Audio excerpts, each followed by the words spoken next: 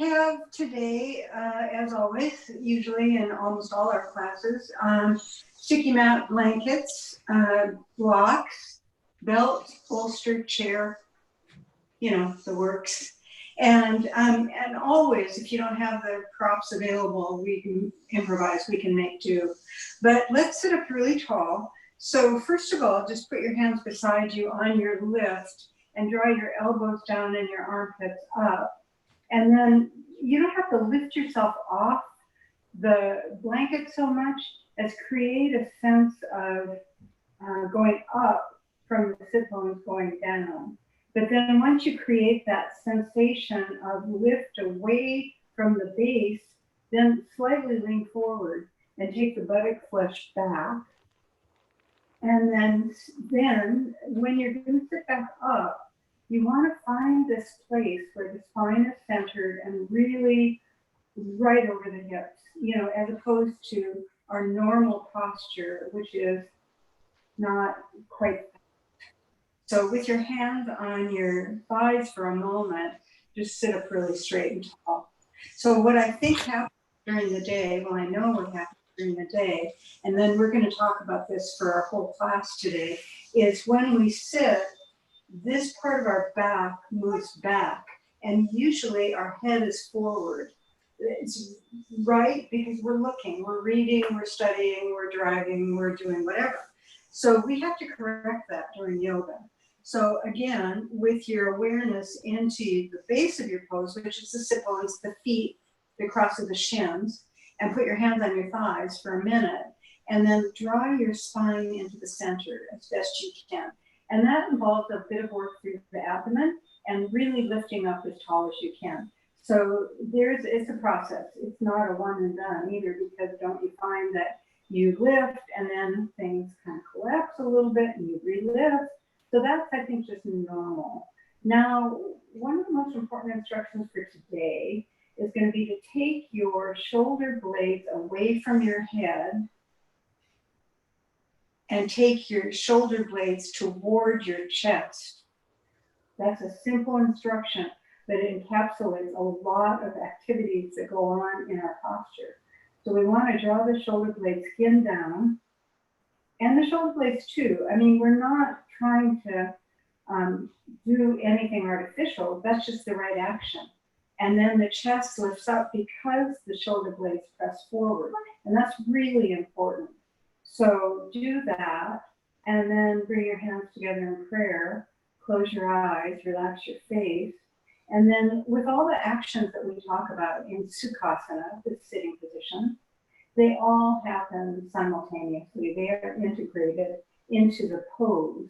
You know, the instructions are given linearly, and so it seems like first you lift your chest, then you take your shoulder blades down, then you move your shoulder blades forward, then you lift your side body.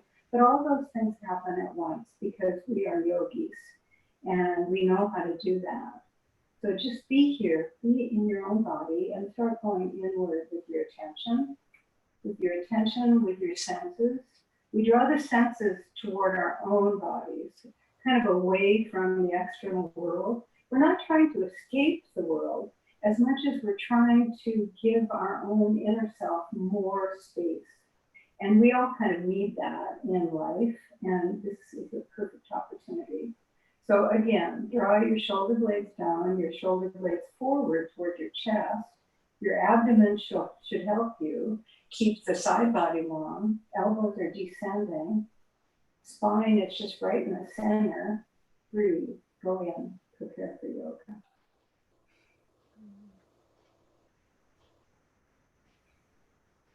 And then with your chest lifted, your heart lifted, bring your hands down to your thighs, bow your head to your heart. So then when you open your eyes, look toward your chest and draw your elbows down again. When you draw your elbows down, you should feel your shoulder blades engaged, and then bring your head back up. And then let's cross our legs the second way.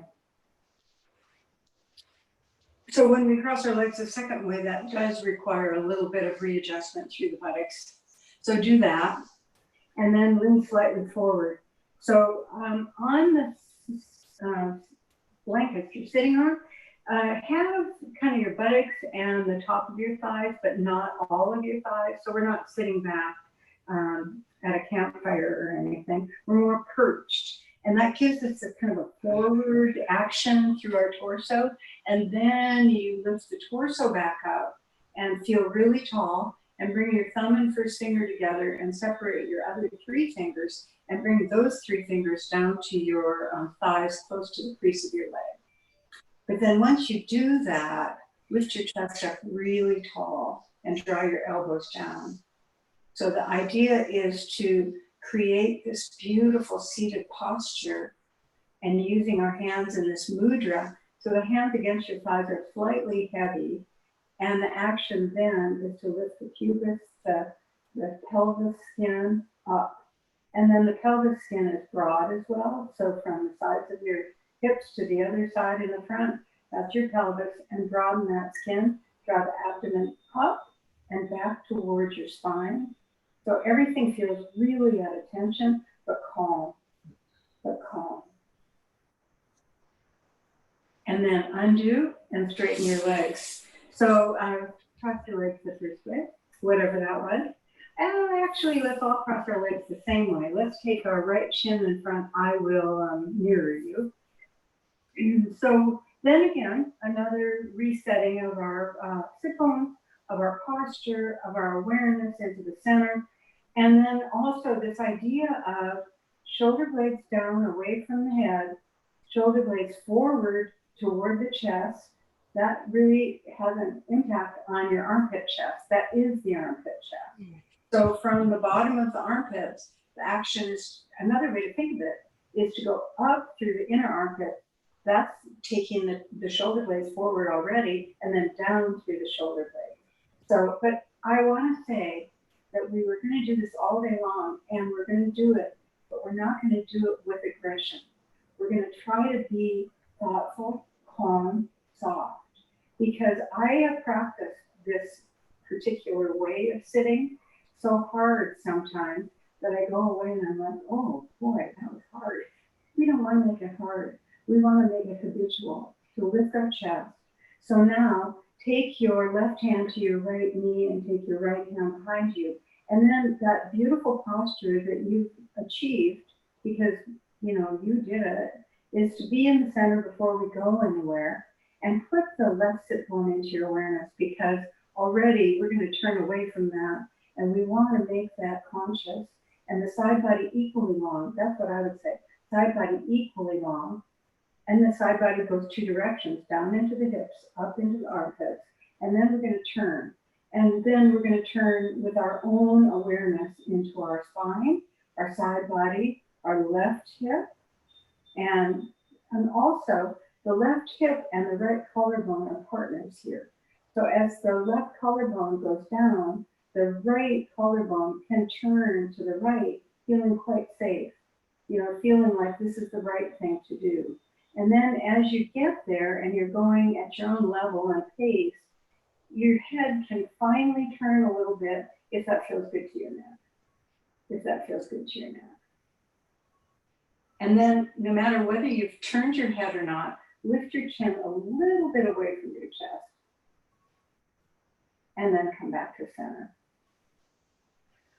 And then place your right hand on your left knee and your left hand behind you. So these twists are thoughtful and they're calming.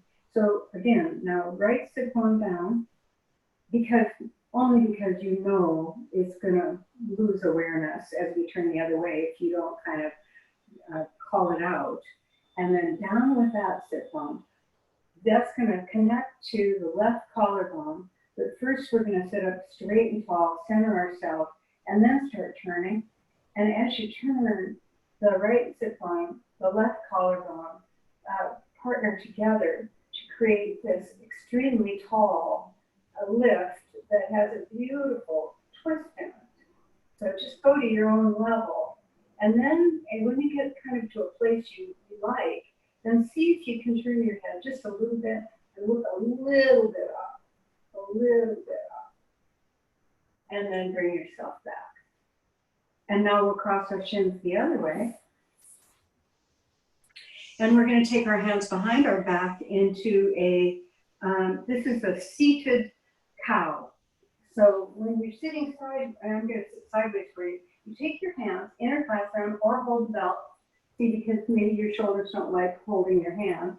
And then you pull your hands down away from you. You know, my support here is kind of prohibiting me.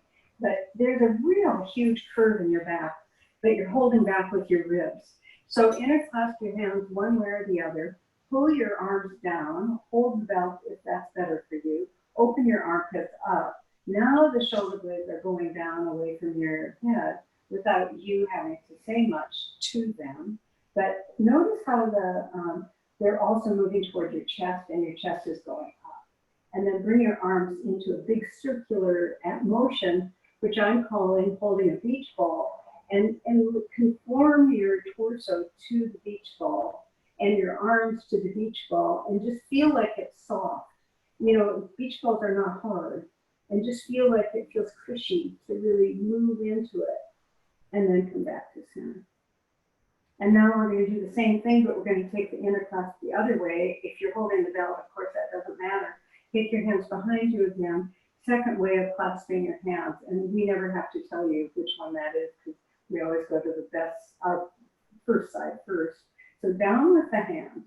See, you take your hands down away from your shoulders. That draws your shoulders down, but it also draws your shoulders forward towards your chest.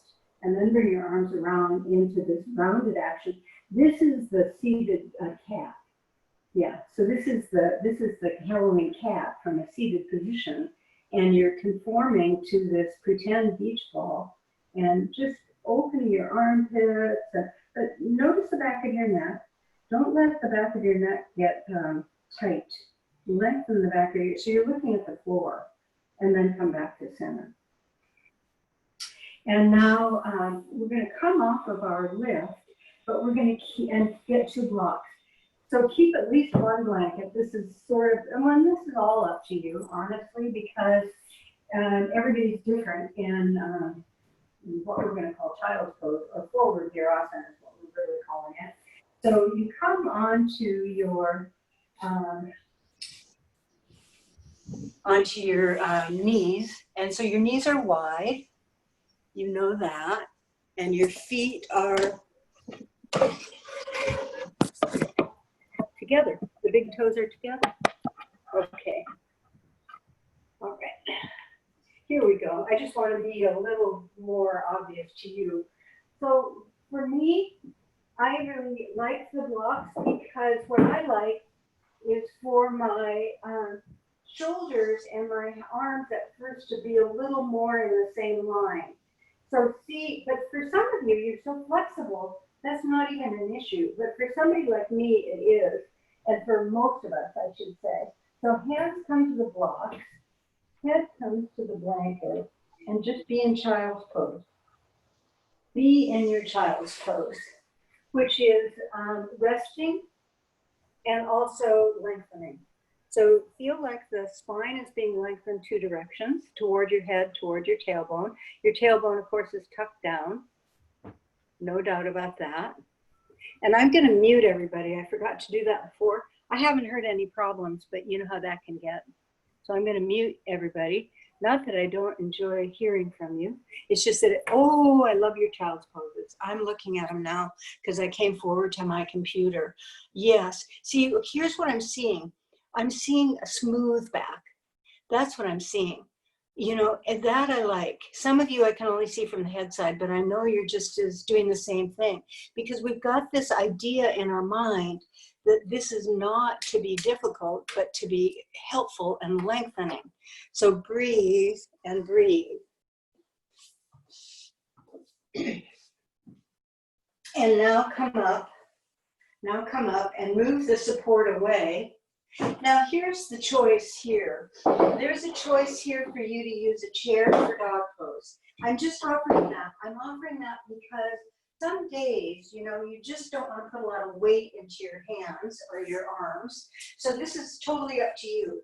But if you want to use a chair, bring it in and use it. But otherwise, come to your hands and knees And then your hands are a little in front of your shoulders, your knees a little bit behind your hips to create length for your torso. And then before we go anywhere, from the inner hand, lift up to the armpit. And then from the armpit, lift your chest forward. So this is that same action we were talking about before. The shoulder blades pull away from the hip, and the shoulder blades push the chest forward. I mean, it's really quite a lovely system. But at the same time, all these other actions are integrated. The abdomen is firm, the side body is long, the hands are completely, confidently similar and down. Now lift your knees up, come to downward facing dog. So in downward facing dog, just feel for a minute like you don't have to worry about your hamstrings, but you're more concerned about your side body. And so your knees can be bent, probably might want to be bent. Some people are so flexible in the hamstrings, but most of us are not the first dog pose, you know? So bend your knees a little bit just to create some length in your lower back, which is where you need it probably. And if you're using a chair, all the same things apply, and breathe. So just lengthen your side body, use your legs, relax your face. Sometimes we wonder, where should our head be in downward facing dog? And the answer is the head should be wherever it's comfortable. But if you have any questions, it should be your ears should be between your upper arms. That's the way I would put it. That's a safe position if you ever wonder. Those of us who have a very flexible pose, that's a little different story, but you know yourself. Now bend your knees, come down. That looked really nice. So separate your knees, child's pose. Separate your knees, child's pose. No support necessary at the moment, but if you feel you need it, then of course you get it. And this is an all levels class, but of course it's an all levels class that has always existed as my class for, I don't even want to say how many years, but we've been together a long time, many of us. So we know, you know how this class is going to go, but I do like to give options for people. I think that's good for all of us. And even if we're the most experienced ongoing student, which most of you are, we still need to hear, you could use a chair, you can use as much padding as you need, you should. Now come up, child's pose again. Having said such nice things to you, now we'll go back up into dog pose. So this time, but be sure you lengthen your inner arms. You know, you could do so much for your spine just if you started with the inner arms lengthening up to the armpits, and then go up and then hug the outer arms in so that the whole arm situation is stable, and then start pulling the thighs back. So it may be that your heels now will descend a little bit, but don't be in any hurry, and don't do something that isn't right for you. And pull your thighs back, though, away from your hands. So you feel like your thighs are moving away from the arms and the hands, and breathe. Now look between your hands, bend your knees, and just, if you can, take one step, and if not 2 steps, bring your foot to the outside of your hand on the right side. So it's an action that is a little bit big. On one side, I kind of can do it, and on the other side, I need to try harder. Lift your chest forward, hold your abdomen up. Your knee is to the outside of your shoulder. Recognize that. The knee, your right knee is to the outside of your right shoulder. Lift your left thigh up. Now, with another motion, bring your leg back. So then straighten out into the entire completed pose before we go to the second side. So even your pose out, side to side, and breathe, and bend your knees, look between your hands, bring your left foot forward, and then again, same idea. Try to draw your knee, the left knee, towards your outer left armpit, and lift your chest forward, and lift your thigh up on the right side, and lift your, so it's just breathing through your whole body. And then bring your leg back, downward facing dog. Pretty active when you do that. And then breathe and walk your feet forward a few steps, and keep your hands outstretched in front of you, and bend your knees to lengthen your lower back. So this is kind of an outstretched Uttanasana. And it's a good way to start an Uttanasana practice, is to take your arms forward so that your spine gets really long, to bend your knees so that your spine lengthens from the ribs to the hips. You know, then we can go from there, but we're not going to. We're going to take our hands back by our hips, firm our thighs, inhale, lift our chest up. And then come back to your hands and knees, downward facing dog. So downward facing dog, this time we're going to do a little routine. Well, we did a little routine before without bringing our feet forward, that's for sure. Here's another routine. Look at your hands. Make sure that the index finger mound is down and that the wrist, inner wrist is down, and then the forearms are lifting up. You know, forearms are really important in downward facing dog. So you know, appreciate the strength of your forearms and go up into downward facing dog, into your downward facing dog. Pull your thighs back. So now bring your awareness more to your armpits. Bring your awareness to your armpits so that you're really opening them. And the knees being bent is always fine. It's always fine. So dog pose is, you know, your pose. Oh, that looks good. That looks good. Yep. Like it. I like it. I like downward facing dog. I like looking at it. I think it's very pretty. Now come forward into plank. So from downward facing dog to plank. Now if you're on a chair, still good, come to a chair plank. So, which I really like. And then in plank, take your shoulder skin back towards your heels and lift your thighs up and breathe. And then come back into dog and lift your right leg up as high as you can. So just make it really long from the hand to the foot. And then you have to sort of keep the left hip strong and then bring that leg down and breathe, and then come forward into the plank. And again, plank is an integrated action between the torso and the legs. And then come back to dog pose and lift the left leg up really tall and breathe. And then bring that leg down and then walk your feet forward. Bring yourself forward with your feet. Keep your hands out in front of you so that you feel like you're in a nice long Uttanasana. Your spine is really long and you feel connected to your legs. So your legs and your torso are very much connected. Good. That looks nice. Now take your hands back by your hips, firm your thighs, lift your chest forward, inhale and come up. So when you come up, the strength of the legs is everything, but we're Iyengar students, we know that. Now we're going to take the blocks and we're going to have them out in front of us. So I'm going to move my computer. And so let's start by putting our hands on the blocks and stepping our feet back to where our hips are going to be over our heels. So it's almost like when you're doing a right angle pose and you're moving your legs away from the wall, you know how that is? And you're trying to judge, where is it when my hips are over my heels? And then you pull your thighs up and back and breathe. And then ears between the upper arms, really safe here.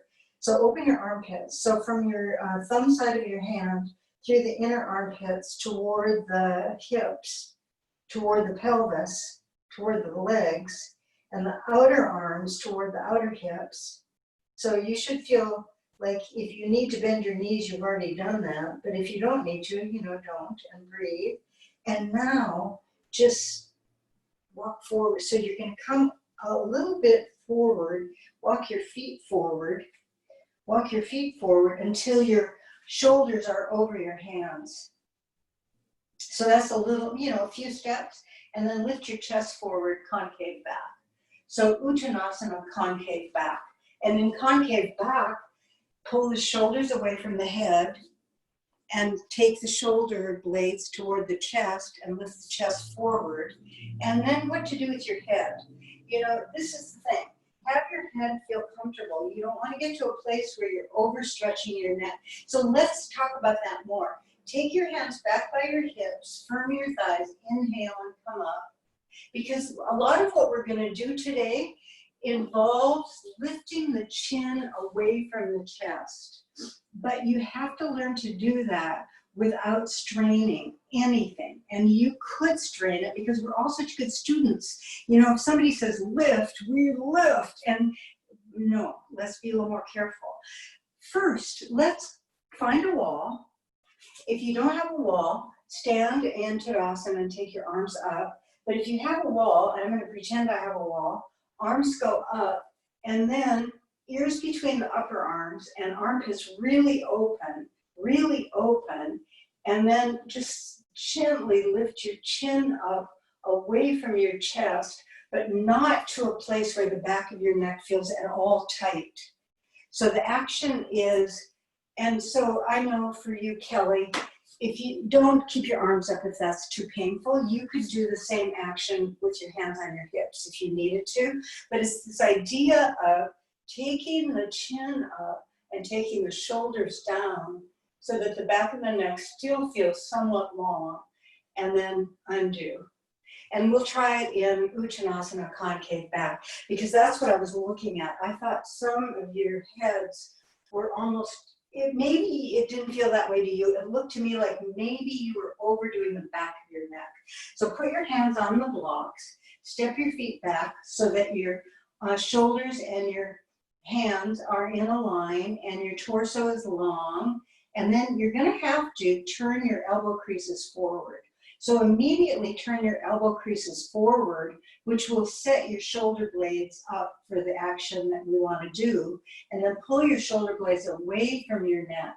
So that's all we're asking right now. And lift your chest forward and breathe. And then you could now lift your chin away from your chest a bit.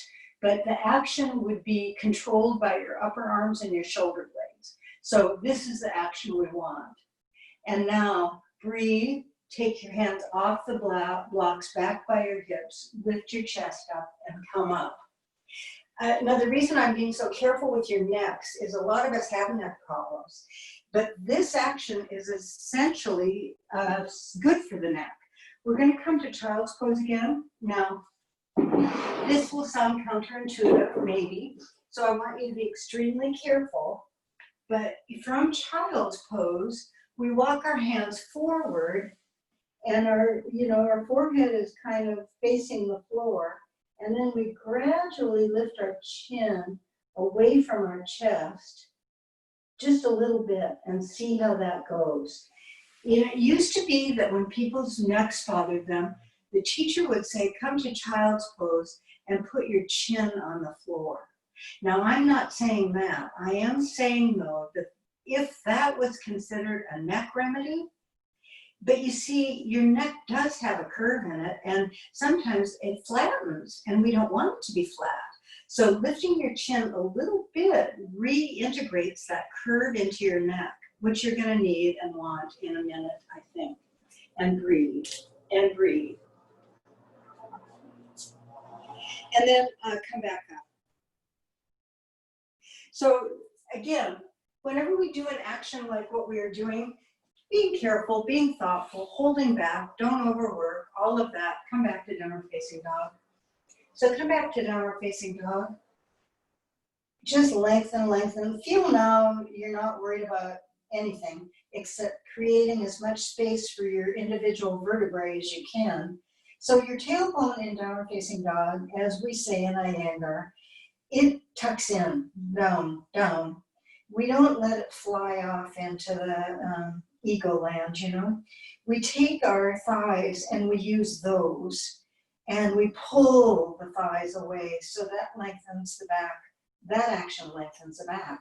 And the armpits should feel really open, and breathe and bend your knees, look between your hands, bring your right foot to the outside of your right hand, hug the knee toward the outer armpit.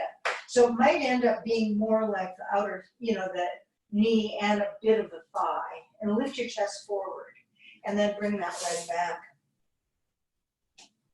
So if you're using a chair, you know, you're improvising here, but it's all fine. And then bring your left foot forward. So same idea. And lift your chest. So you lift your chest, you lift your collarbones. You're not lifting your neck, you're lifting your collarbones and your chin slightly, but not a lot. And then bring that foot back. And then walk your feet forward. Bring your hands back by your hips, firm your thighs, lift your chest, inhale and come up. The legs very strong, very strong. So that looked good.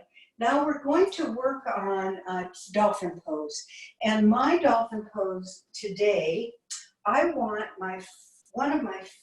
one foot at a time to touch the wall. Now you may not have a wall for this, and so you will not worry about it.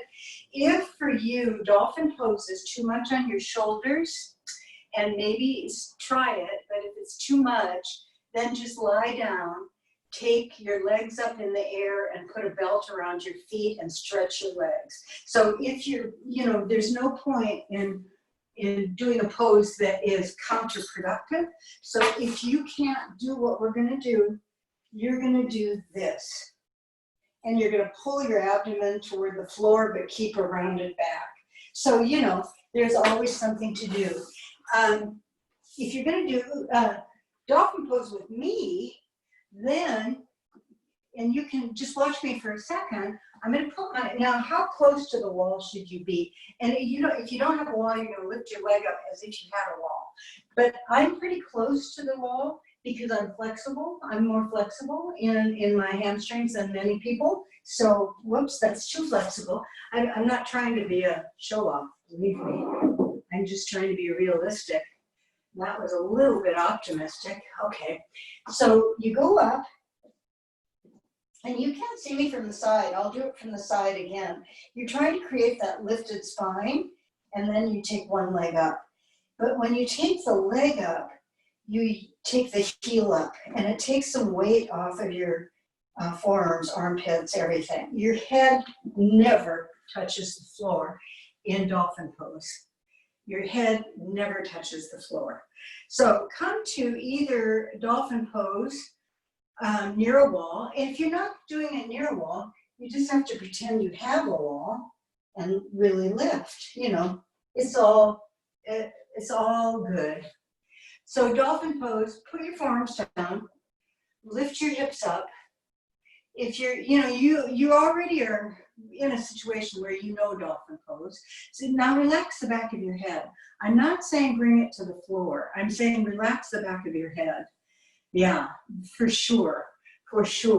Then breathe and lift your shoulders up and lift your right leg up. Oh, that looks pretty. I'm watching some of you get your foot up. That does look, see, it's so nice. And what I'm noticing is you're keeping your hips level. Good for you. Breathe. That is great. And bring that leg down and come down.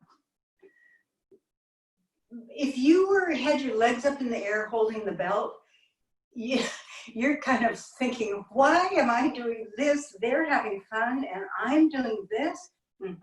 Yes, you are. Okay.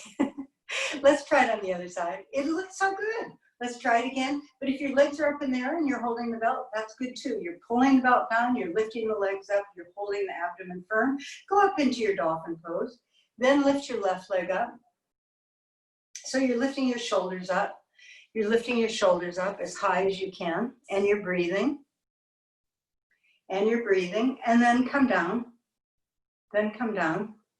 Boy, how did you manage to make that so even? Because I never even said that, but everybody was so even. I really liked that. Now take your hands, now if you're lying on your back, come up. Take your hands behind your back, and belt or not, just pull your hands down. So, it's this idea of pulling your hands down and lifting your chest up so that the armpits go up, the shoulder blades go down, the chest comes forward, you hold back. All right, let's try dolphin pose one more time. So we're not doing a lot of it, right? a long time of it. We're just doing it twice. So come to dolphin pose or lie on your back, take your legs up with the belt. So breathe. Remember, head doesn't come to the floor. Lift your shoulders up away from your forearms, and then lift your right leg up and put it on the wall if you have it. But I see, Helen, you don't. You're still managing to make it look level. That's good. So just stretching up, and then bringing that leg down, and then stretching the other one up quickly. But that's just only if you're ready for that. You're like, oh, I don't know if I was ready for that. Yes, you were. It looks beautiful. Looks great. Bring that leg down. That looked nice.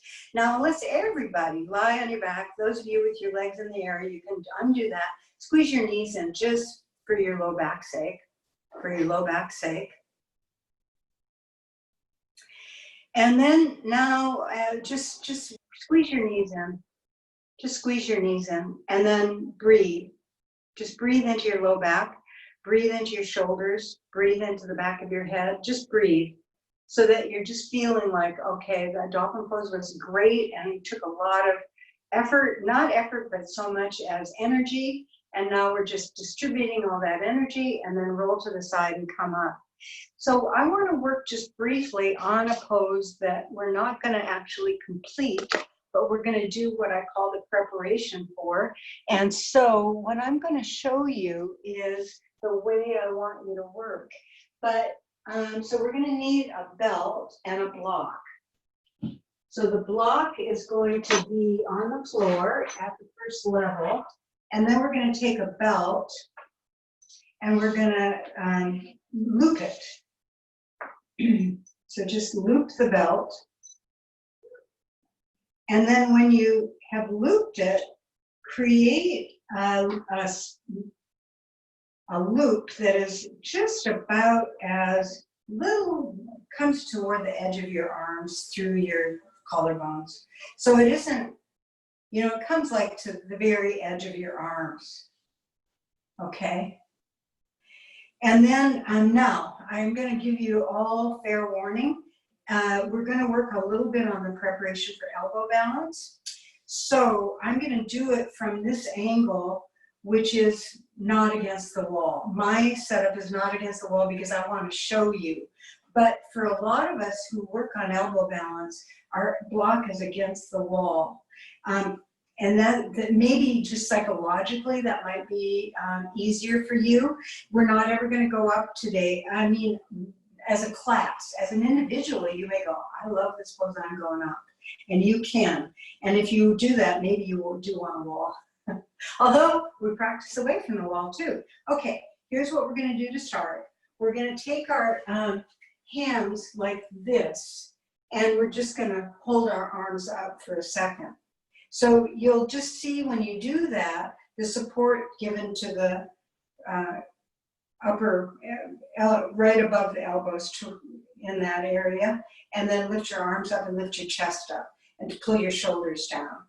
And then, so that's how we're going to start this. We're going to put our hands on the side of the bricks like so. And then we're going to just come to our knees away from the block. So it's almost like, yeah, your knees, your spine is long, and then press your forearms down. Press your forearms down really strongly, and breathe, and just lift your chest forward a little bit. Just lift your chest forward a little bit.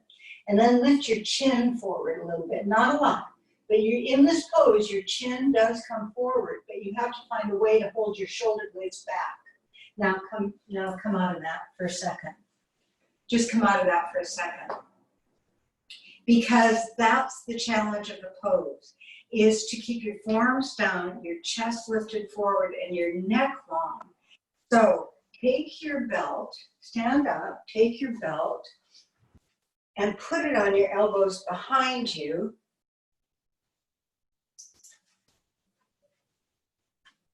So the belt is behind you now, which you would never do in elbow balance. It wouldn't work. But here's going to show you something.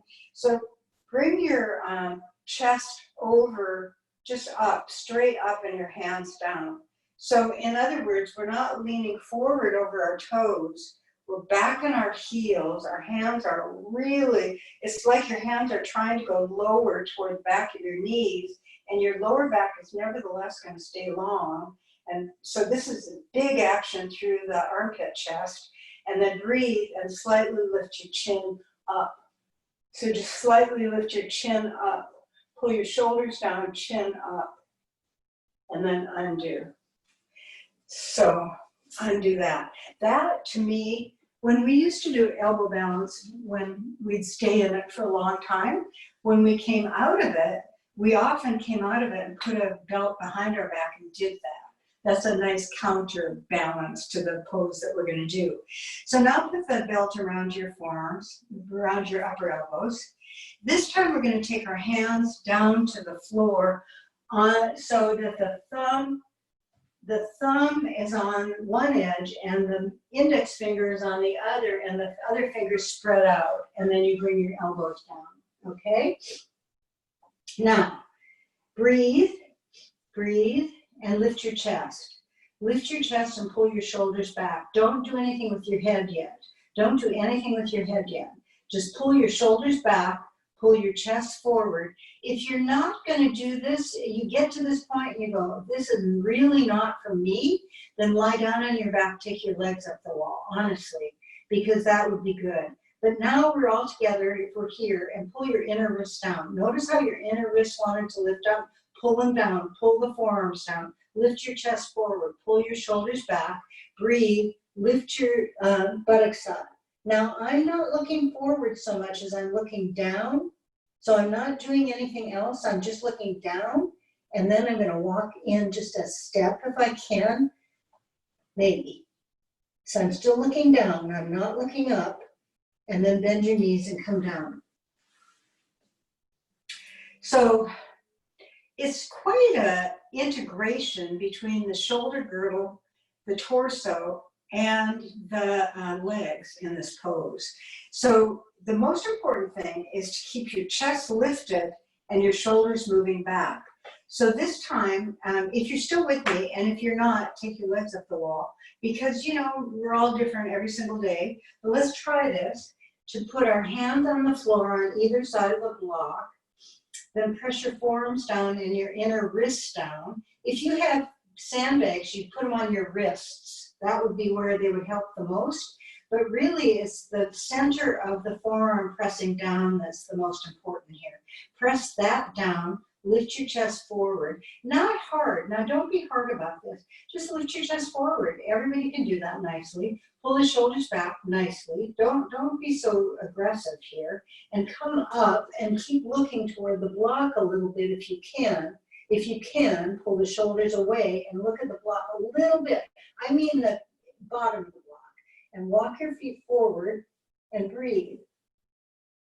And then come down. So, okay, now take your hands behind you. Don't you see that this helps because it pulls the shoulder blades down and kind of neutralizes the neck? And breathe, and breathe. So then roll over onto your back and squeeze your knees in. So that wasn't so bad, was it? We didn't go up into the pose, but we will someday. It's just we have to learn it. We have to talk about it pretty carefully first, right? So just be there. And take your right ankle over your left knee and pull your left knee toward you. So this is just an interlude. We're still on a path. We're on a different path, but we've stopped to take a break. And we're now going to just squeeze our left knee toward us and move our right knee away from us. So we're trying to levelize the figure four. But you know, we're all pretty, this is a good pose to do every day, isn't it? It just helps. And then cross the right over left. So same idea. So, and noticing, of course, which is the more levelized one. You know, we certainly have one hip that's a little more flexible usually. And then go to the first side. So go to the first side. So with the first side, now it's the right over left. And now take your left leg straight up. Take your left leg straight up. And then just keep your right knee rotating away from your chest using the upper thigh. And breathe and descend the left leg. Descend the left leg. Just bring it down. Bring it down. So then you're going to bring your right knee with you. So when you get there, your right knee will be there. Yeah, good. That looks nice. And it requires some abdominal strength and some awareness.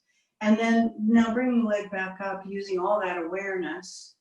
Good. And bend that knee. Bend the left knee. Bend the left leg, yeah. And then go the other way. Cross the left over right. Cross the left over right. And then take the right leg up. Take the right leg up and breathe. So here we're breathing. Yeah, that looks good. And then when we descend the right leg, we're going to take the left knee right along. So we don't, it's an integrated action through the lower body. Descend the right leg if you haven't already. And then make sure the other knee is coming with you so that it's a real integrated action between the hips, the knees, and the legs, the lower legs. Good, nice, breathe. And then hold the abdomen really firm and bring that leg back up. Bring that leg back up. And then uncross your knee and squeeze your knees in again and roll over to the right side and come up and come up. And then we're going to stand up for Prasarita Padottanasana. So for Prasarita Padottanasana, have something that you might need for your neck for your head when you bring your head down. So I'm just going to have a blanket, and then we're going to stand in Tadasana to start with. Stand in Tadasana and interclasp your hands behind your back, or you don't even have to. You either interclasp your hands or you take your hands down. So it's the same idea. It's just that if you can interclasp your hands, then we're going to. And if you can interclasp your hands, that will draw the shoulder blades down, but also toward each other a little bit. If you are holding your hands separate, you're doing that because you don't want your shoulder blades to come toward you, and I totally get that. So but the action of the chest is the same either way. Now turn your thumbs back. Turn your thumbs back. Good. And then undo. Put your hands on your hips, take your elbows toward each other. This is the same idea, right? All these things incorporate shoulders away from the head, chest forward, with the shoulder blades forward, chest up. Now take your legs wide. So wide is such a funny term because it's one person's wide and another person's wide may be very different. But you want it to be wide and stable. So wherever you decide wide is, it needs to be completely stable through both legs. So both feet are going to bear equal weight here. And you might start by asking yourself if that's true. And even if you're like me, all of a sudden I'm kind of looking down. And we will look down, but for a moment, lift your chest up, draw your buttock skin down, and then come forward and put your hands on the floor. So now your hands are on the floor, or blocks for sure, and then your chest is moving forward, and the shoulder blades are moving away from the head, just like before. It's that same rotation through the armpit chest, and we draw our chest forward, forward, forward. Now, one way to do that without getting the neck too involved is use your upper arms like crazy. Pull your upper arms back towards your legs and lift your collarbones and let your shoulder blades go back. Your neck will just be neutral, should be neutral. Just lift your chest as far as you can forward. Now we're going to bend our elbows and then we're going to bring our head down to the floor. So I'm going to move my blanket in, which I know I need. And then your hands, when you come to the floor with your head, Your hands come back in line with your feet. Your hands come back in line with your feet, and your elbows and your forearms create a right angle. So your upper arms and your forearms create this right angle through the elbows, and your head is relaxed and your shoulders lift. So it's calming in the head, but your legs are working like crazy, and your shoulders are lifting up to protect your neck, and you're breathing. Now that you're here, notice the weight into both legs. It should feel identical, like extremely similar. Yeah, legs are really strong. Breathe, breathe. Now, keeping your hands where they are, because they move back, try and keep them there and lift your chest forward. So it's a little harder to keep the wrists down, and you might find it almost impossible. So you could take your hands forward a little bit. The chest comes forward. Chin is definitely moving away from the chest here. Neck is still long. And then walk your feet in a teeny bit, heel toe, to the point where you feel very safe to take your hands off the floor towards your hips, lift your chest, and come up. And then bring your feet back together. So Prasarga Padottanasana is considered a cooling pose, cooling emotionally. Yeah, not necessarily physically, but emotionally.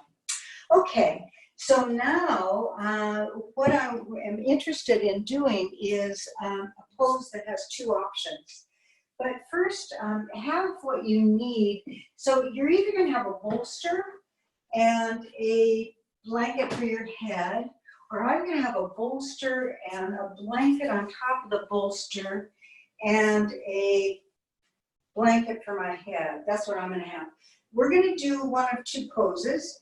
You're either going to do Supta Virasana, which many of us love and crave, you know, we yearn for, and other people know that this is a disaster waiting to happen, so they're going to do Baddha Konasana. So we're either going to do Virasana or Baddha Konasana, but don't do anything yet. Get your setup. And while you're getting your setup, I want to show another setup for Virasana, because sometimes Virasana would be okay, but Supta Virasana is too challenging, and so that's where the chair could come in. So I'm just going to show you quickly that if I was going to use a chair for Virasana, all this setup I have here, I would just put it on the chair. And then I would give myself, I would give myself a big folded blanket for my head. So here I would be. This is not so good for Baddha Konasana, but it's really good for Supta Virasana. So then I'm just showing you quickly that then the back of the chair would come to your shoulder blades. You would just take your head back, and your arms could be over or down, and the chest is lifted and your back is supported. It's a nice alternative if for any reason coming into Supta Virasana would be hard. But whatever we do now, we're going to sit in the pose of Supta Virasana, not Supta yet, of Virasana or Baddha Konasana, right in front of our lift.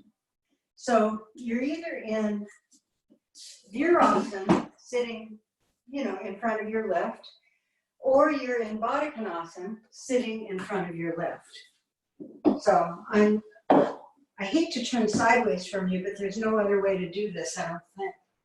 So we sit in the pose before we go into it. Because if you're in Virasana, I want to make sure that you're safe, okay? So are you sitting in your pose with your support behind you? And if you're in Virasana, you really want to take the back of your knees and get those tucked into your knee, and then squash the calf skin down and to the outside. So that's just, that's a big part of it. And the other thing I do in Virasana is I press my shins down to the floor. I try to get my shins all the way down to the floor. But if you're in Baddha Konasana, then you're sitting as beautifully as you can. And you're using your elbows to your knees if you need to. You know, you're creating this sense of evenness between the two sides. This pose, or Baddha Konasana or Virasana, both are even poses, aren't they? They're both even poses. Now, I always sit on a block in Virasana to start with, but then I take the block away for Supta Virasana. But whatever you do, now Supta, whatever it is, Supta Baddha Konasana or Supta Virasana. And if your knees are just not there today, legs can be straight over a bolster, okay? So that's another option. I do want to say that. So if you can come into your Supta Virasana or your Supta Baddha Konasana, and you don't want the bolster pressed up against your lower back or buttocks. You want to give yourself maybe a couple vertebrae above your waist before the bolster starts, I think, because you want to maintain the curve of your lower back without pressing it into a curve. So now we're in Supta something, Supta Virasana, Supta Baddha Konasana, or lying on a bolster with your legs straight is also another option. And all of them are good. And then breathe. I love these poses. And you know, we're going on to something a little more active. But this is a moment where your back is really lifted. Oh, I like the Supta Baddha Konasana too. That looks really nice. Yeah. Oh, pretty. Yeah, these are beautiful poses. But the main idea is to extend your torso, lengthen your back, support your head. You're in a resting pose now. You should be in a resting pose. It should be a rest. I have gotten my ego involved though in Virasana before. And I had to laugh at myself because I mean, you know, I'm a psychologist, I should know better, but I got so involved trying to keep up with other people's Virasana. By the time Virasana was over, I could just barely walk, but the teacher looked at me like I knew that was not right for you. But I did it anyway. Live and learn, right? I was young, foolish.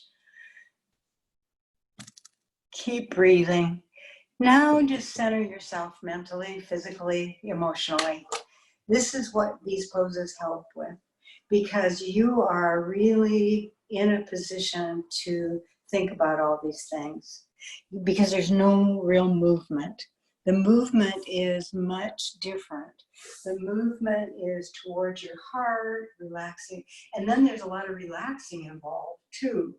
So just be here. Now, if you're in Virasana, and I don't know about Baddha Konasana for this, I think that works as well. But if you're in Virasana, sometimes then we like to take our arms over our head and hold onto our elbows. And some people are so flexible in Supta Virasana, they don't even need a bolster, but I think for today we have one. So therefore, if you take your arms over your head, then you hold your elbows, and your elbows rest, your forearms rest on the support. But if you're in Supta Virasana with arms over your head, just extend your armpits, just open your armpits. And if you're in Supta Virasana, in Supta Baddha Konasana, just enjoy the beautiful stretch across your pelvis into your inner thighs toward your knees. And at the same time, the torso is just lifted up onto this bolster. So in these poses, we separate the lower body from the upper body. The lower body does one thing, the upper body does another. And in both these poses, the lower body is the stability of the pose, and the upper body is the extending part. So the upper body extends away from the lower body, but it's only because the lower body has created this support and stability. So breathe. Now in this pose, honestly, I could stay a lot longer, and maybe you could too. But for today, because we have other things to do, we're going to come up. So if you're in Virasana, you're going to do it differently than Baddha Konasana. If you're in Baddha Konasana, carefully come up and bring your knees together and straighten your legs. If you're in Virasana, you come up by pressing your elbows and hands down, holding your abdomen firm, bringing your chest and your head up at the same time, and then you bring your hands forward and cross your ankles behind you, and then roll your buttocks over the crossed ankles and stretch your legs. So, but either way, if you were in Baddha Konasana or you were in Supta Virasana, you have to give your knees a chance to open and relax. And you just feel your knees and how was that? And just say nice things to yourself, like, oh, that was good, and enjoy and all that. And now we're going to do chair dog or dog pose, just as a pose that separates this pose that we just did for the one that we're going to do next. So dog pose or chair dog. And we're lengthening our back. That's our main goal here. So lengthen your back as long as you can. Make it as long as you can make your back, using your hands on the floor or the chair, opening through the armpits, lengthening through the side body, and breathing. Beautiful, beautiful. You know, we haven't done dog pose for a few poses, but look how pretty it is.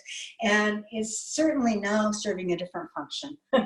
Now it's serving a function of the interlude, you know, of the pose that's more the repose. So, good. Now come down.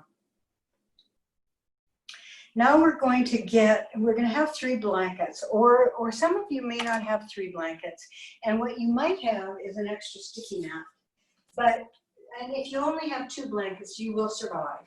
But I'm going to use 3 blankets for myself. So 1, and I'm going to have the bull-nosed edge is going to be for my shoulders. This is where my shoulders are going to go. And I'm going to get 3 blankets. And the pose we're going to do is called Chatuspadasana, and it is 4-footed Setu Bandha. So you'll see. And so we're going to use the blankets for our shoulders, and then we're going to have a belt, perhaps, to hold our ankles. So if you do have a belt, then I would unloop it. I'm just going to use the belt. I can grab my ankles, but I kind of like using the belt too. So here we are. Now let me just show you quickly. Let me show you quickly what we're going to do, because sometimes you get there and you're on your back, you can't see, you wonder what the heck is going on. So I'm going to lie down and I'm going to put my shoulders here on the blanket, put my head on the floor. So what that does is it creates a big, long, soft. Hey, Barbara, I can't see the bike. I can't see the bottom of you. Thank you, thank you. Thank you. I'm gonna move my computer down so you can, because it's just too exciting to miss. Yeah, because the lower part is what you need to see. This should be good now. Can you see now? Yes. Right? Okay. So my shoulders are here, but not so much my neck. Okay? My neck is kind of free to just relax. And now I'm just going to have this belt, and I'm going to bring my ankles. I'm going to put it around my ankles. But then there's a lot of work to be done, and I'll tell you about it. Because you have to get your upper arms under, you have to do a lot of stuff. But my feet are pretty close to my buttocks. That's what I want you to notice. My feet are not out here. My feet are close to my buttocks to start with. They won't be in a second. In a second, I'm going to come up into Chatuspadasana. And when I do, you'll see that I'm kind of I should be forming a right angle between my thighs and my shins. That should be the way that is. Okay? So join me. But the idea is to create, it's not a hard pose, because the way we're going to do it, we're going to take the difficulty out of it by using something that you won't be surprised that we're using at all. But when you use it, as opposed to this pose cannot be done only from the quadriceps. The quadriceps are stretching, and that really feels good. But you're going to engage your hamstrings to make this pose feel really good. So come into your Chatuspadasana, and what we're going to do is we're going to go up and down. So don't feel like we're gonna stay there forever. For right now, have your feet on the floor, belt around your ankles or hold your ankles if you can. And then lift your chest away from your belly button. But then just roll a little bit toward the right shoulder and take your left upper arm and roll it down. And then the same the other side. You want to feel like your upper arms are really down and supporting you and your armpits are open. And then you're holding the belt. Now my feet are not together. My feet are separate about hip width, but they're pretty close to my buttocks. Now breathe and lift your buttocks up just a little bit. Just bring your buttocks up a little bit and bring them down. And now bring your buttocks up a little bit and hold your abdomen really firm and lift them up a little more. And then lift them up all the way so that you come into your Setu Bandha Chatuspadasana. You're holding the belt for dear life or your ankles for dear life, but now engage your hamstrings because otherwise it's all about the knees. This way, when you use your hamstrings, it's all about the hamstrings and they need this work. Now lift your chest away from your belly button toward your chin and breathe and knock them down. Relax your buttocks and breathe.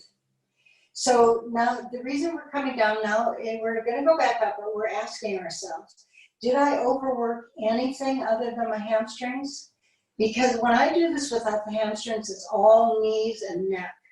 When I do it with the hamstrings, it's all much more integrated pose. It isn't that I'm not using everything else. It's just that the hamstrings make everything else kind of harmonize. So feel like your feet are pressing down so firmly. Your upper arms are pressing down so firmly. Your armpits are lifting up. Your abdomen is firm. Lift your buttocks up, Chatuspadasana. Hold the belt or hold your ankles and lift your chest away from that action and get those hamstrings like crazy up, up, up into the femur bone. The hamstrings are pushing up into the femur and the quadriceps are lengthening much more safely because of it. And breathe. Let's take 4 breaths here. Chest is lifting.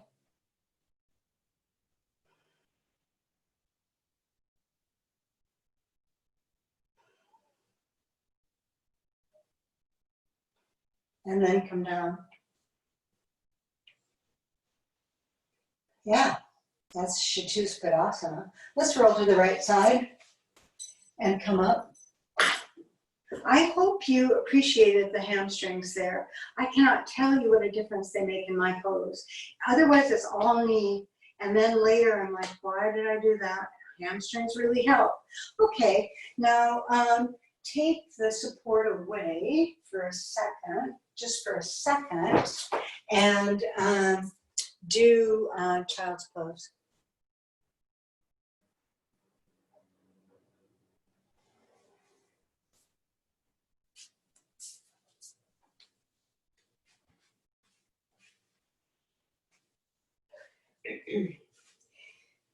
And that's enough child's pose. Come up. So of course we never rest too long. And now we're going to do another preparation. Today is all preparation. You can see that we're preparing, but that's an all levels class for you. I'm going to take my setup that I have, my 3 blankets, and I'm just going to put them down. And that's going to be what I'm going to use for my support that I'm going to sit on. But you could decide to have a higher lift because we're going to take our legs out in front of us. And so when we're sitting on this lift, it needs to be high enough to support the lift of your back. That's the most important thing. It's also going to be about your legs being comfortable, but really in a seated position, you have to feel like you can lift your back up. And it's much easier the higher you go. And then just stretch your legs into Dandasana and put your hands beside you and draw your elbows down, your armpits up. So this is going to be quite similar to what we've been talking about all day. And you can see that this instruction to take your shoulders away from your head, your shoulder blades toward your chest, it's in almost every pose. And lift your chest and hold your abdomen back. Now, I'm going to mirror you, but you're going to bring, this is not Mauritiasana 3, it's Mauritiasana 1. So we're going to take our left knee, I'm mirroring you, and bring it up. So I know usually in Mauritiasana 3, we start on the right leg, but in Mauritiasana 1, we start on the left leg coming up. And when it comes up, the main thing here is to hold on to the shin and crawl your chest up your thigh and then lean into it. So just feel like you're leaning into the thigh on your left leg and you're wrapping your arms around your shin and just then feel your lower back. Just feel your lower back and lengthen it. Lift your chest up. Notice how when you lift your collarbones, your lower back lengthens as well. And then this is just obviously nothing that the pose is about except this action. And then straighten that leg and bring your right knee up. And so now I want to say, if your knees are an issue today, you don't have to have your foot as close to the buttock as I have it. You could give yourself a little space, you know, because you don't want to overly compress the knee. Now I can, so I'm going to really compress it. It feels good to me. And then I'm going to hug my shin, but I'm really trying to get my chest up and my lower back into my awareness because, you know, the lower back does so much for us and we treat it so badly sometimes, but now I'm being nice to it. Stretch out through the extended left leg and then re-straighten the right leg and bring the left knee up. I'm mirroring you. Now the fun of the pose begins. We're going to take this belt. Did I tell you to have a belt? You might not need a belt. This pose involves a clasp and it clasps around and behind your lower back. And I can do that some days, but I'm just going to use a belt and I'm going to, but when I use a belt, here's, I've learned, you know, I've learned the hard way. When I need the belt, I really want to find it, you know, and if it's behind you, you will not find it. So have the belt such that the tail of the belt is more toward the hips. So you'll be able to find it when you need to. And now just put your hands on your shins, lift your chest up as tall as you can. Just lift your chest up as tall as you can. You're putting a lot of weight into your left foot.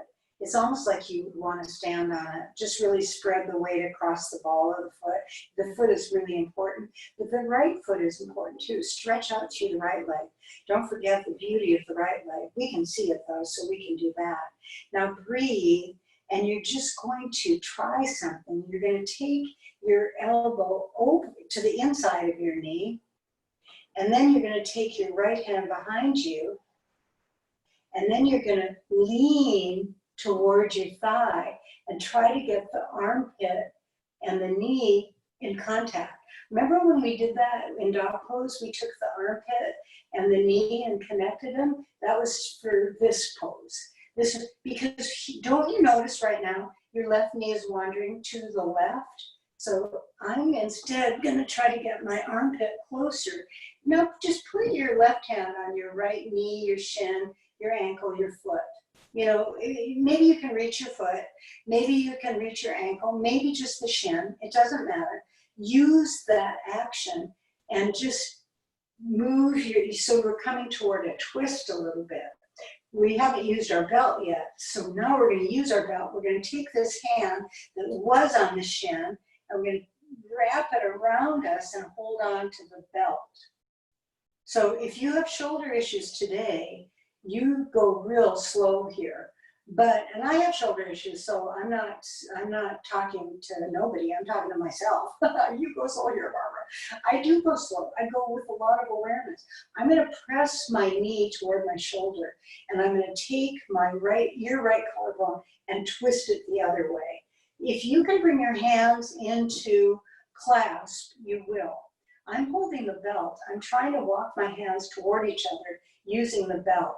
So now just look toward the right and lift your right side body, left side body up. Look toward the right, lift your left side body up and breathe, and then undo. whoa, that's an energetic pose to me. I love Mauritiusasana 1, but we're just preparing for it. We're not there yet. We did the first part of it, and that's all we're going to use today. There's 2 parts to Mauritiusasana 2. One is a twist and one is coming forward. We're not quite ready to come forward. Let's bring our right knee up. And when you bring your right knee up, be nice to it. Make sure that it feels good when it's compressed. It's always great to have the calf and the thigh really. Is this just to tell you a yoga teacher thing? This is closing the gap.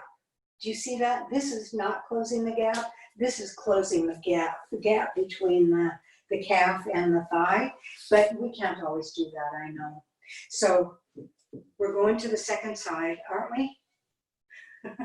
Right knee is up, yeah, and lifting your chest and leaning forward. Leaning forward is really important in twists. Sometimes we don't say that, but if you lean back in a twist, oh, that's not great for you. You want your spine lifted and leaning forward, and then you're going to sneak the elbow to the inside if you can. If you get there and you're like, this is the best I can do, stay there. But if you can get your right armpit to the inside of your right knee. So and then you press the knee toward the armpit, and you take the hand to maybe the shin. But if you can reach your foot, that's great. Whatever you can do. You're really just trying to get yourself in tight, wouldn't you say? And then you take your elbow and you bend it, and you hold on to the belt. Oh, see, I was so happy I have the belt. Okay, now, lift your chest, lift your collarbones. Don't go anywhere yet. Lift your collarbones, squeeze your knee to your armpit, and turn toward the left, getting your hands as close as you can. So this is the first part of Mauritiusasana 1, which is the clasp and turning in the twist. And we're turning to the left. So breathe, but mostly we're lifting our chest and turning. And then undo and straighten this leg. So now you know what that felt like. We're going to do it one more time because this is a good pose to practice at home because it doesn't require a lot of equipment, and you can go at your own pace and you can feel how it feels, and everything is so important. I was so glad I had my belt where I could reach it. Bring your left knee up. And then squeeze, if you can, get in really tight. This is a tight pose because you're making the clasp. But let me say something about making the clasp now before we do it. When we make the clasp, the thing is our arm is like this, but then we're going to have to turn the thumb down and bend the elbow and take the hand back. This is really different from doing it this way. We do it like this, and then when you do clasp, you're clasping like that. So, if you've never done the clasp, the belt is the clasp too. Okay, left knee up, all the things that we've discussed. And like I said, I give the instructions in a linear fashion, but this is this is a very integrated pose. And it's integrated with the breathing too. Before you come too close to your thigh now, lift your belly button up away from your pubis, and then lean into your thigh. And then take your left elbow in front and reach, if you can, for the ankle or the shin, and take your right hand behind you just for balance. Now, put as much weight into the inner left foot as you can, because you can see the situation. The knee wants to wander. You have to want to keep your knee and your armpit in connection. And then breathe, and you're going to turn the thumb down and take your arm back and reach for that belt and hold the other side of the belt with your other hand, and maybe your hands will come together in the clasp. Now, we're not quite there yet. So lift your chest, lift your collarbones, draw your shoulder blades down, breathe, draw your knee toward your armpit as you're turning to the right.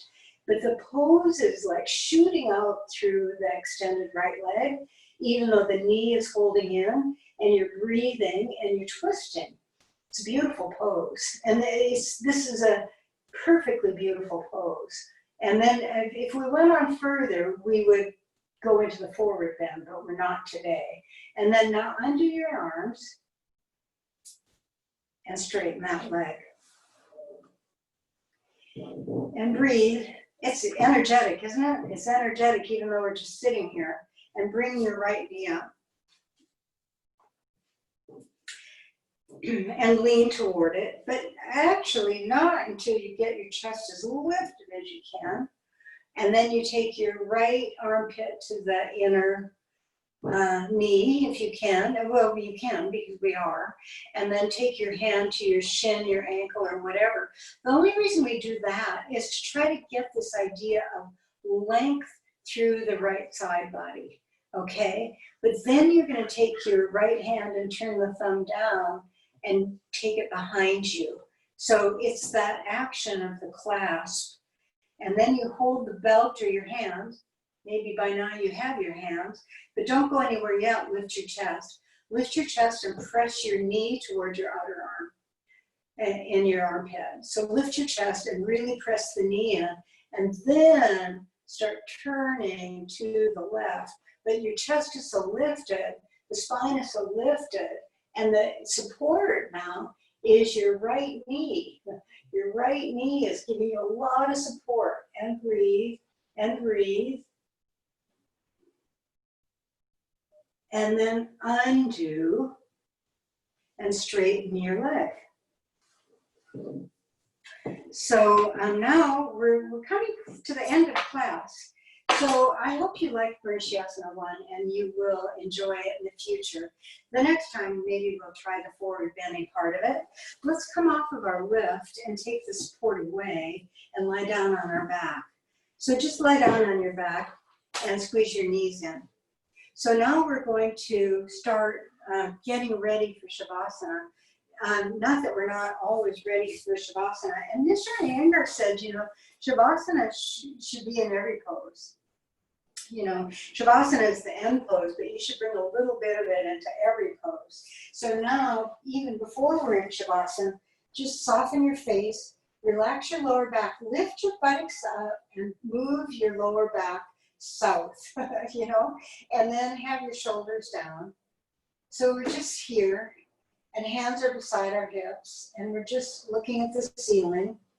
So now recede your eyes. I don't mean close them. I mean just let your eyes sink back into the eye sockets, just the way we always do in yoga. It's the yoga face. We see the ceiling, but we're not staring at it or scrutinizing it. We just see it. And now bring your right knee into your chest and stretch your left leg out onto the floor and then lift it up a little bit. So stretch your inner heel away from your inner thigh on the left side and pull your right knee into your chest and breathe. See, we're looking at the ceiling, but with kind of that gaze that is not too concentrated. Now bend your left knee and put it on the floor and put your right foot down. And bring your left knee into your chest and you hold it as close to your chest as you can. And then stretch your right leg out and extend into it through space. It's through the inner leg and through the inner knee and through the inner shin and through the heel. And you're just stretching your leg with all sorts of awareness, but your face remains extremely soft. And then bend your right knee and put your foot on the floor and put your left foot down, and then set yourself up for Shavasana. But we're already in the Shavasana mood with our face. And we're going to close our eyes in Shavasana, of course. For Shavasana, be in your favorite Shavasana if you can get yourself organized that way, so that you could have your legs up the wall. You could be in Viparita Karani. You could be in traditional Shavasana. You know, we know all the options. And then once you get there, let go. So there's this necessary movements to create perfection for ourselves. So you want to make sure your lower back is lengthened, that your shoulder blades are relaxed away from your neck. That their neck is not on the floor, you know. The neck is never on the floor, that your head is supported on a blanket. And so if you do have a blanket, you can put that behind your neck as well. But if your head is on the floor without a blanket, your neck is not. I think we understand each other. And then just broaden, broaden. So right across your face, right across your chest, right across your rib cage, right across your pelvis. Everything now is going center sideways as well as lengthening. Shavasana is beautiful because you create this length in your spine once you're on the floor, and then the action begins to go sideways from the belly button right across the pelvis and waist. Just relax, let go. Just relax and let go.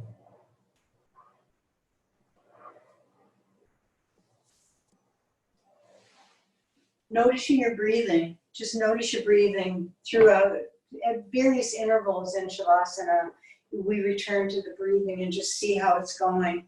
At first in Shavasana, you lie down and you have to let your breath catch up with your relaxation. But once your breath catches up with your relaxation, it's all so perfect because your breath just starts slowing down a little bit. It's natural. When we work, our breath gets a little faster. When we relax, it gets slower. But when it gets relaxed and slower is when you learn how to deal with your breath, how to deal with your breath to create this softness in your whole spirit. What we're trying now to do is bring our awareness in toward that very innermost self, into the center of yourself. It's not an action of intellectual curiosity. It's an action of loving kindness toward your own heart. It's not an aggressive action, of course, but you just start saying, I am who I am, and this is Shavasana. Just breathing and noticing the breathing, but now bringing your awareness back to your chest, to your heart, and broaden right across your chest towards your elbows, towards your hands. Palms are up. Right across the ribs, center of your ribs, toward the edges of your ribs and down toward the floor.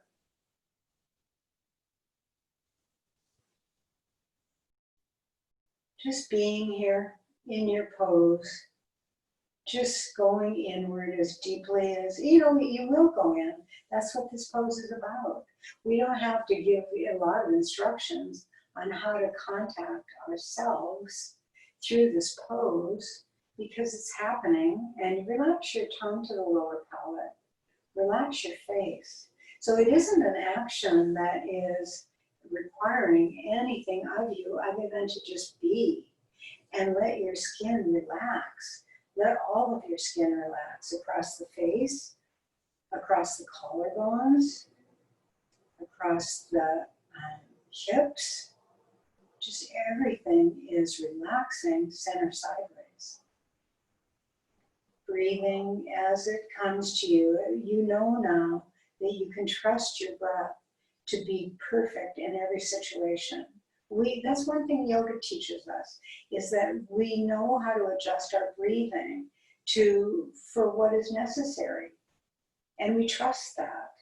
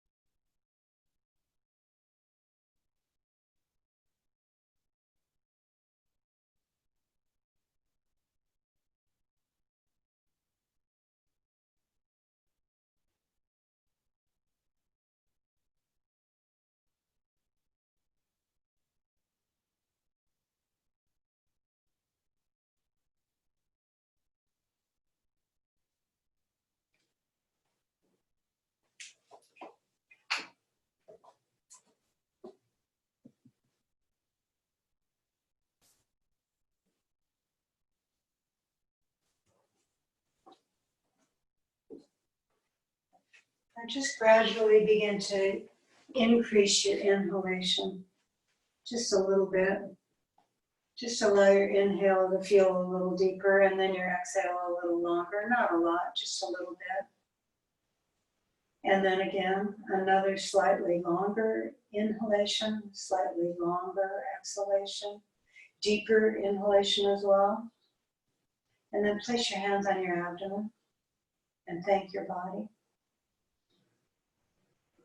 And then whenever you are ready, you're just going to roll over to the right side, bending your left knee, bringing that with you, and just rest on the right side just for a moment. You know, we come up slowly so that we can keep a little bit of Shavasana with us. And it's a beautiful thing. So when you sit up, just use your arms, use the strength of your arms to sit up. And lift your chest up, all the things we did. So isn't that action of shoulders down, chest up, chest forward, just beautiful, and it's in everything. Namaste. I bow to the goodness within you. And I hope you have a great day and a great week. And I'll see you next.